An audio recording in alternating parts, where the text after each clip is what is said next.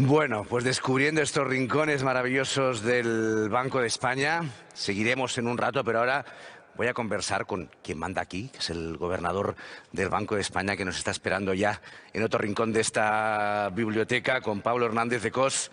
Gobernador, buenos días. Buenos días. ¿Cómo está? Muy bien. Bueno, dos cosas para empezar importantes. Lo primero, muchísimas gracias por acogernos, por acoger a Televisión Española a la hora de la 1. Y muchas gracias porque creo que es la primera entrevista en directo en televisión que da un gobernador del Banco de España. Sí, no solo usted, sino los anteriores, ¿no? Esperemos que no sea la última. No, hombre, no, seguro que no. Y lo segundo, también muy importante, felicidades, que es su cumpleaños, me han dicho. Sí, gracias, muchas gracias. Que tenga un día bonito, esperemos que empecemos bien. Al arrancar el programa, comentábamos con Amparo García ese momento, ¿no?, de transición al euro, y comentábamos ese momento en el que el Banco de España pues, pierde parte de sus atribuciones, se puede considerar parte de la soberanía que tenía el país de elegir su política monetaria. ¿Eso ha servido para compensar de alguna manera otros déficits? Es decir, ¿ahora se puede decir de otra manera o realmente lo perdido ya se perdió? Bueno, yo es que no compro esa afirmación. Vamos a ver, ¿cómo he visto yo la historia del Banco de España? Efectivamente, el Banco de España, antes de la creación de la Unión Monetaria, tenía la responsabilidad del diseño de la política monetaria. Con autonomía, pero evidentemente también completamente condicionado a lo que hacían otras instituciones, en particular el Bundesbank.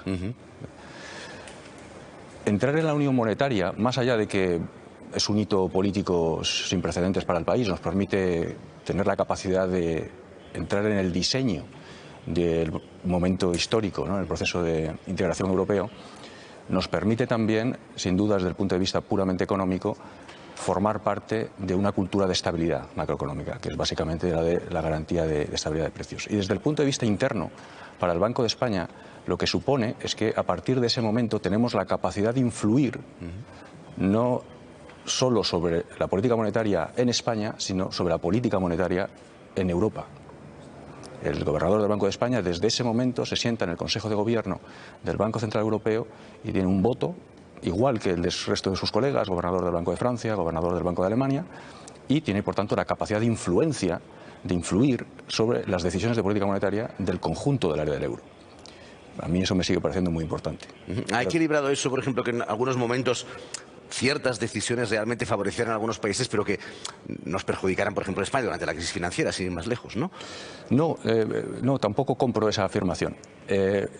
Todos los que nos sentamos en el Consejo de Gobierno del Banco Central Europeo tenemos la obligación legal de pensar en el conjunto del área del euro, no en cada uno de los países individualmente. El Banco Central Europeo es una institución federal en ese sentido. Pensamos en el conjunto de la Unión. Y pensar que lo que es bueno para el conjunto de la Unión no es bueno para cada uno de sus integrantes no me parece que sea lo adecuado. Lo que creo que es muy importante es que esa cultura de estabilidad que supone la estabilidad de precios, es muy importante que aprendamos todos los países que exige una serie también de políticas nacionales que sean compatibles con la estabilidad de precios. Y eso, por supuesto, condiciona, entre otras cosas, a la política presupuestaria, sin duda. En el equilibrio de poderes, mucha gente preguntará, ¿cuál es la relación, por ejemplo, entre el Banco de España y el Gobierno? ¿Cuál tiene que ser? ¿Cómo se establece? El Banco de España es una institución completamente independiente del Gobierno. Lo que pasa es que, evidentemente, en la realización de muchas de sus actividades tiene contacto con el Gobierno. Somos asesor del Gobierno también, está establecido en nuestra ley de autonomía, pero, insisto, con completa independencia. Vamos ya a hacer un poco la radiografía del momento económico. La semana pasada usted anunció que van a revisar ligeramente al alza, ¿no?, esas previsiones que se van actualizando. Las últimas que tenemos son de 4,5 para el año que ya dejamos, el 2021, y de 5,4 para este 2022. No sé si va a ser ligera la subida o van a acercarse a las previsiones que mantiene el Gobierno, que están casi 2 puntos por encima. Bueno, vamos a ver, explico efectivamente esa afirmación que hice en un acto público el otro día. Nosotros publicamos nuestras últimas previsiones en diciembre y unos días después el Instituto Nacional de Estadística publicó una revisión de datos históricos, ¿de acuerdo?, en particular del segundo y el tercer trimestre del año. Y esas revisiones, en particular para el tercer trimestre del año pasado, fueron al alza. De tal manera que una incorporación automática de esa revisión del Instituto Nacional de Estadística inmediatamente daría, si mantenemos todo el resto de los supuestos de nuestra previsión constantes, nos llevaría a una ligera revisión al alza de la previsión de crecimiento para el 2021 y también para el 2022. Digo ligero porque serán unas pocas décimas. Serán décimas, ¿no? No se acercan por ejemplo, a que mantiene el Gobierno. En todo caso, déjeme explicarle que nosotros no realizaremos nuevas previsiones macroeconómicas hasta marzo. Las publicaremos con posterioridad a las que publica el Banco Central Europeo para el conjunto del área del euro, y entre medias van a pasar muchas cosas. Y por tanto, cuál va a ser esa revisión final dependerá de en qué dirección vayan esas cosas. Sí que es verdad que entre las previsiones de la gran cantidad de instituciones que dan datos de España, hay mucha distancia con las que se han utilizado para, por ejemplo, elaborar los presupuestos que ya están en vigor. ¿Eso puede ser un problema? Bueno, yo he estado en el Parlamento, tanto en la Comisión de Presupuestos del Congreso como del Senado, y efectivamente de una comparación de las previsiones macroeconómicas del Banco de España, pero también del resto de analistas, pues efectivamente uno llega a la conclusión de que claramente las del Gobierno están por encima, ¿no? Son más optimistas, si quiere utilizar ese término. Paradójicamente, sin embargo, en esas mismas comisiones señalicé que nosotros vemos tanto el objetivo de déficit público del año 2021 como el del año 2022 alcanzables. Y eso le puede parecer una paradoja, pero bueno, la realidad es que pensamos, ya para el año 2021, nosotros no tenemos los datos definitivos, pero sí tenemos la información hasta el mes de noviembre, la recaudación impositiva en particular ha ido muy bien, ¿de acuerdo? Con independencia incluso del cuadro macroeconómico, ¿no? De la evolución macroeconómica del año 2021. Y eso, junto con la evolución que estamos observando del gasto público, nos hace pensar que el objetivo de déficit público del Gobierno del año 2021 pueda ser alcanzado, incluso pueda estar ligeramente por debajo. Para el año 2022 nos ocurre algo parecido, ¿no?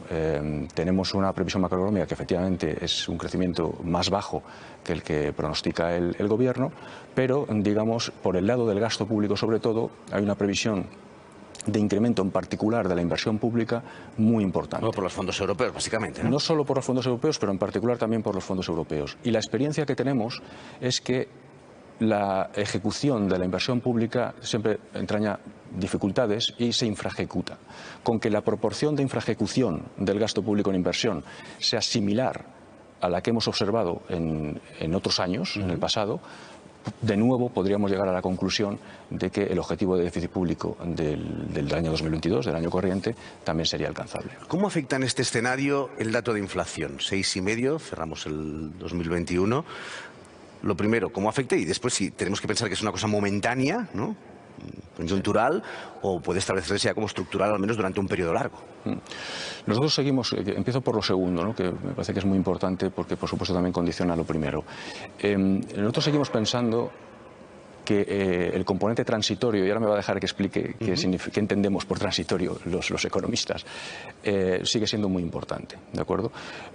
Hay esencialmente tres razones que explican el repunte inflacionista. El primero es lo que los economistas llamamos efectos base. La inflación se redujo, los precios se redujeron en el año 2020, en plena pandemia. Los precios vuelven a los niveles previos a la pandemia y esto inmediatamente genera un incremento de la inflación significativo, ¿de acuerdo?, que afecta a la tasa interanual durante todo un año. En segundo lugar, se han producido una serie de cuellos de botella como consecuencia, bueno, de distintos fenómenos, pero en particular la demanda, una vez que se eliminan las restricciones a la actividad económica derivada de la pandemia, al menos parcialmente, aumenta de una manera brusca y la oferta incluso está un poco dañada. ¿De acuerdo? Y se mantienen incluso algunas restricciones en la oferta. Y esto, bueno, genera una presión inflacionista. Y luego hay una tercera cuestión que tiene que ver con los precios energéticos, que para España ha sido esencial, ¿de acuerdo? Una parte muy significativa del incremento de la inflación en Europa también, pero también particularmente en España se deriva de esto. Bien, estos tres aspectos, en principio, pensamos que se van a diluir a lo largo del tiempo. Los efectos base, por definición, desaparecen, es una especie de fenómeno puramente estadístico. La oferta se irá ajustando progresivamente también a la demanda.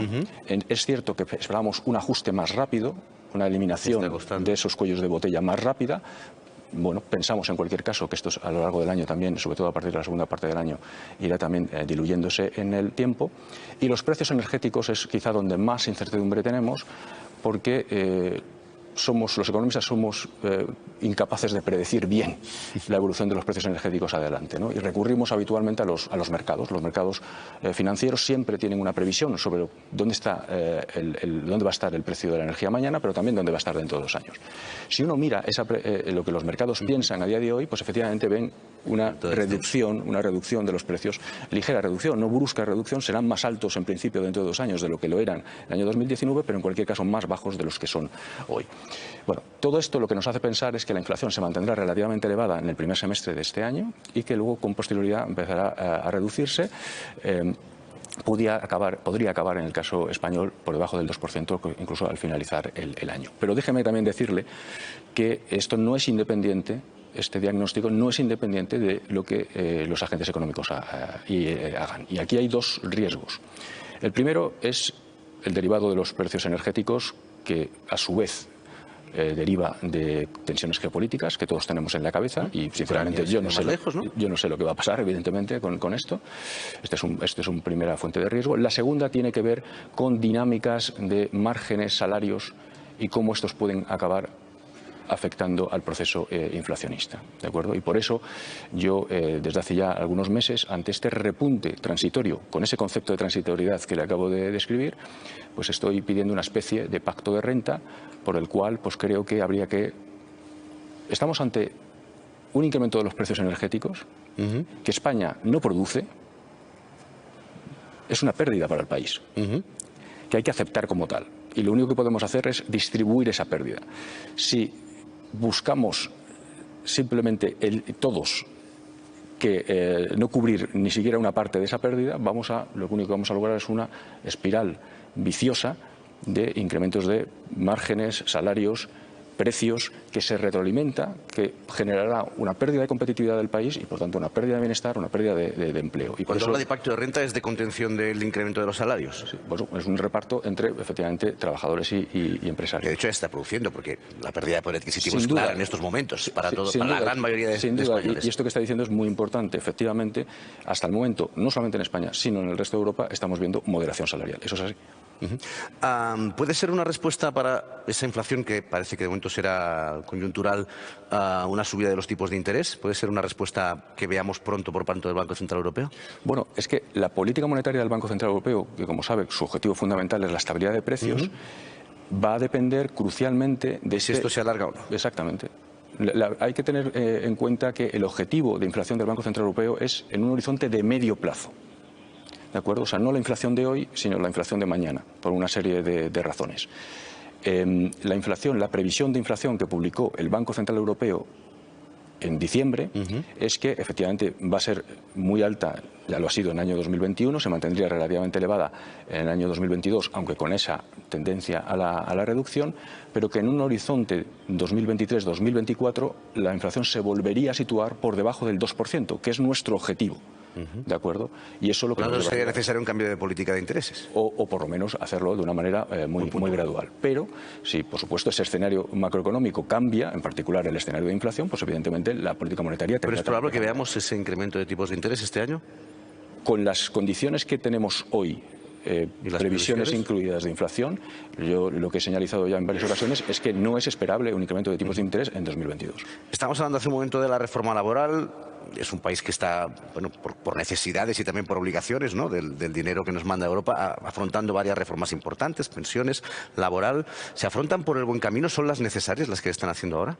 El listado de reformas que el país tiene es el adecuado. Yo creo que todos, pensiones, mercado de trabajo, competencia en fiscal, sectores, reforma fiscal, etcétera, ¿no? Luego, el contenido de cada una de ellas, pues todavía muchas de ellas no las conocemos. Entonces habrá que esperar a la finalización de las mismas para hacer una valoración correcta, ¿no?, también de las mismas. Sí, conocemos la laboral, que está acordada, o cree que todavía tiene que esperar un poquito más a que salga del Congreso. Bueno, hay que esperar, evidentemente, porque el Congreso, el trámite parlamentario es absolutamente fundamental en cualquier democracia, ¿no?, sin duda. Y de reforma de pensiones, usted siempre ha sido partidario de extender, por ejemplo, ¿no?, la edad de jubilación. El Banco de España siempre ha sido de los más contundentes en eso. ¿Ese es el único camino que queda? Bueno, vamos a ver. Yo creo que aquí hay que explicar cuál es el origen del problema. Y el origen del problema tiene que ver con algo positivo, y es que cada vez vivimos más. No, eso está clarísimo. Bien.